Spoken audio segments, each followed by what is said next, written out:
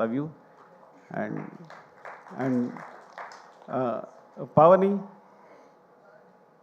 ఇది లైక్ యాక్చువల్గా పావని కథ ఏంటంటే, చిన్నాయన పిలుస్తా కదా, మా అన్నయ్య కూతురు సేమ్ అలాగే ఉంటుంది. సో నేను ఈజీగా సెలెక్ట్ చేసుకోగలిగాను అందుకే నిన్ను. సో పొద్దున కూడా చెప్పాను తనకే, సినిమాలో పవన్ని సెలెక్ట్ చేయడం కోసం, కావేరి క్యారెక్టర్ సెలెక్ట్ చేయడం కోసం నీ గురించి అన్నానని మా అన్న కూతురు తనకే చెప్పాను. అండ్ గొప్ప విషయం ఏంటంటే, తను జాకెట్ లాగినప్పుడు యాక్చువల్గా అది మీకు సినిమాలో అంత లేదు, కానీ సెట్లో కొంచెం ఇబ్బందిగానే ఉంది.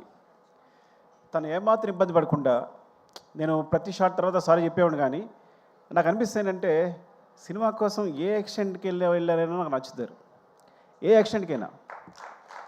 అంటే ఒకసారి ఆర్యాటూలో ఒక షాక్, ఆర్యాటూలో కాజల్ని అడిగాను నేను, లిఫ్ట్లో ముద్దు పెట్టుకోవాలి ఓకేనంటే, సో తను హెస్టేట్ చేయకుండా ఒకసారి వెళ్ళి ఓకే సార్ సీన్కి హెల్ప్ అవుతుంది కదా అంది. అంటే సీన్ పాడవకూడదు, నన్ను ఒకటి ఊహించుకున్న డైరెక్టర్ అనే ఉద్దేశంతో. సో తను ఏమాత్రం అబ్జెక్ట్ చేయకుండా పాప అందరి ముందు అలాగే నిలబడింది చేస్తున్నప్పుడు. సో నీలాంటి క్యారెక్టర్ సినిమా కోసం ఏ ఎక్స్టెన్షన్కి వెళ్ళే వాళ్ళకి నాకు చాలా ఇష్టం. ఇట్స్ వెరీ గుడ్, యాక్చువల్లీ నువ్వు perfect సరిపోయావు.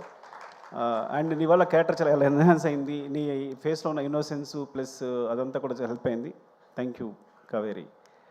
And Kranti I found నీ ఫేస్ అంటే విచిత్రమైన ఫేస్ నీది, అర్థమైందా? పాపం క్రాంతి ఎప్పుడో 10 years 6 years 7 years తెలుసు నాకు. సో తను మంచి మంచి క్యారెక్టర్స్ వేస్తున్నాడు. బట్ ఓకేనా, ఈ సినిమా చేయడం ఓకే కదా నీకు అని అడిగినప్పుడు వెంటనే చేశాడు. అండ్